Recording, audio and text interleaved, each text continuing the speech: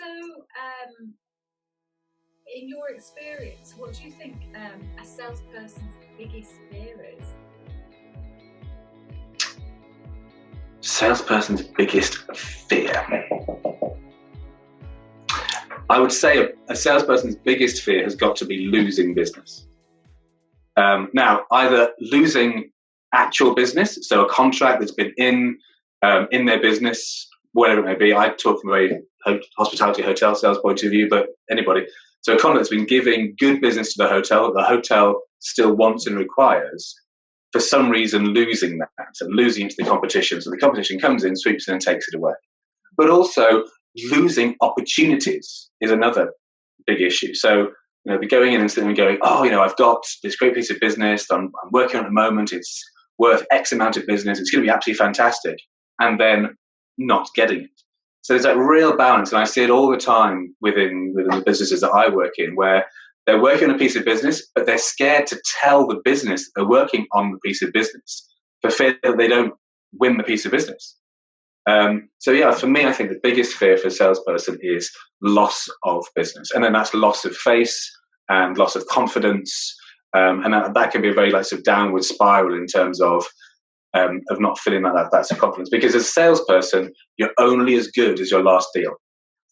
Absolutely. What sort of traps are they likely to fall into to avoid that fear becoming a reality?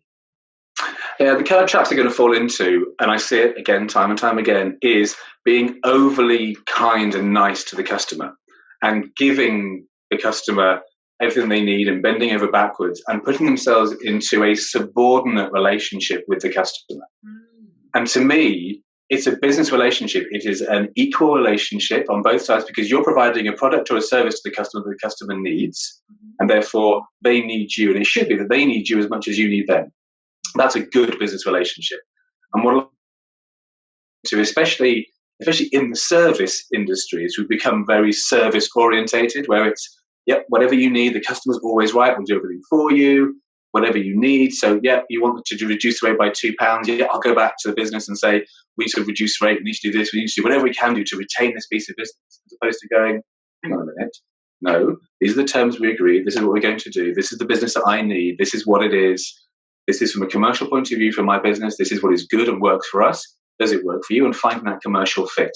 And then being fairly strong with customers who try it out, because at the end of the day, there's always going to be, that's the role of the customer. And particularly from a procurement or from a buyer point of view, their job is to push and push and push until the salesperson says no. And that's why having the autonomy from a salesperson, having the empowerment as a salesperson is really key and really important. And that autonomy and empowerment comes from a commercial understanding of the business. So they can sit in front of the customer and say, no, I am the spokesperson. I am the representative of my company. This is what we're going to do. This is how we're going to achieve it. If we can work together, that's great. But if we can't, then I don't need to scuttle back to base to say, can we do this and can we do the other? They should know what is the right thing for the business and therefore manage it on a like-for-like equal plane.